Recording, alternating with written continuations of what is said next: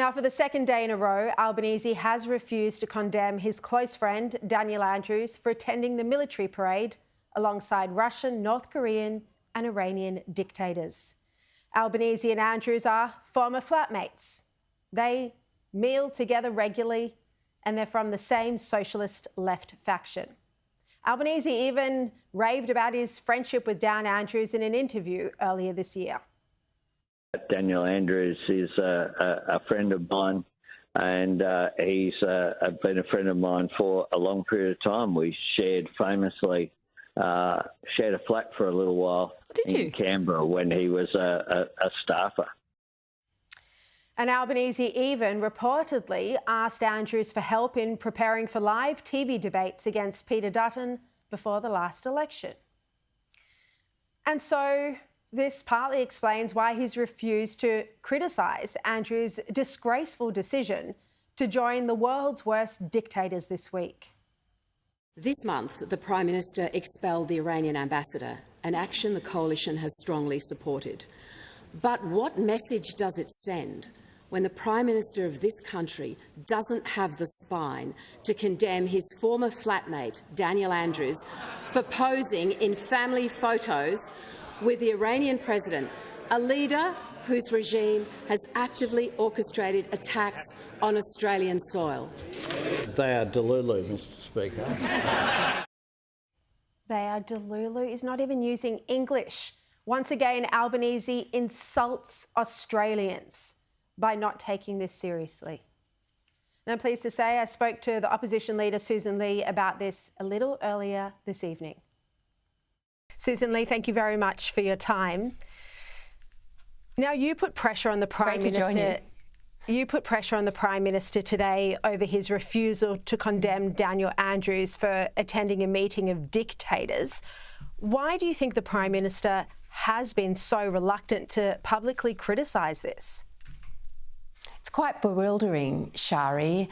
Labor leaders across Australia have condemned Daniel Andrews appearing in the same family photo with dictators, despots, war criminals, only feet away from Vladimir Putin and Kim Jong-un.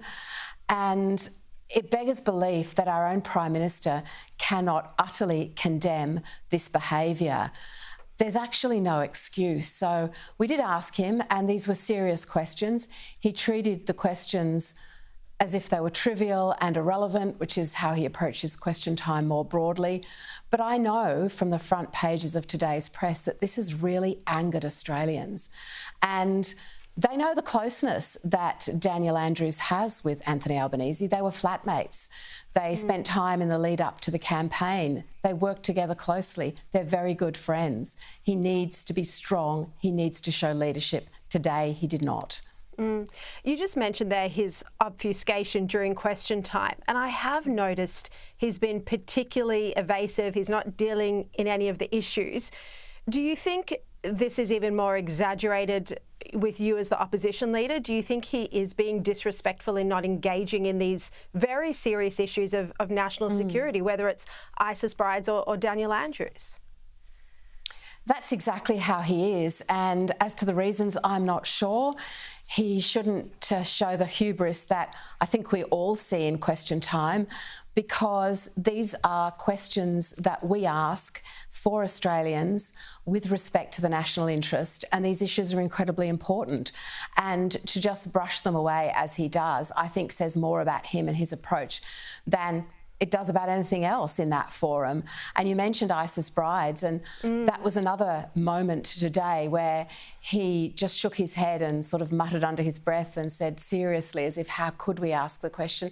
I mean, really?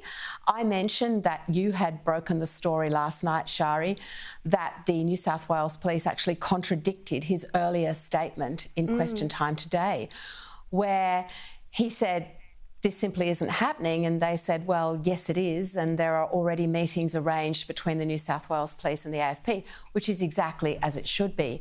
Now, he knows what this question is about. He knows that we simply seek answers, and he's refusing to give any.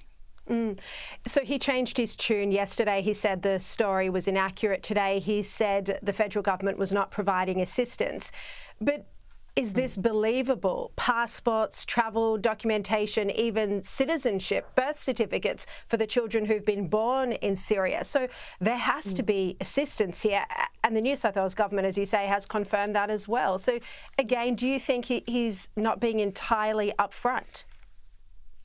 He's not being truthful, and he's borderline misleading the parliament, because if you know what a question is about and you choose to be tricky, then that's misleading and it's not fitting of a Prime Minister. The point is that these returnees, if they arrive, when they arrive, need to be met by our security agencies. Remember, they left Australia to join a death cult. Willingly, they committed a crime by leaving our shores to join with a cult that has at its heart the destruction of Australian values and Australia's way of life. If they're returning, then are they a security risk? These questions need to be asked. And if so, will they be monitored? So that is something that Australian agencies, repatriation or otherwise, have to do. How long will they be monitored for? Will they need some sort of readjustment back into the community? What does that really mean? How much will it actually cost? And what are the prospects for success? And all of these questions are vital, important, and ones that we deserved answers to today. And I know that hardworking journalists around the country will be probing these matters because they are in the national interest. Well, you have more faith in the press gallery than I do. Tony Abbott on Sky News earlier this evening said that this cohort should not be allowed back in Australia. I'll just play you what he had to say.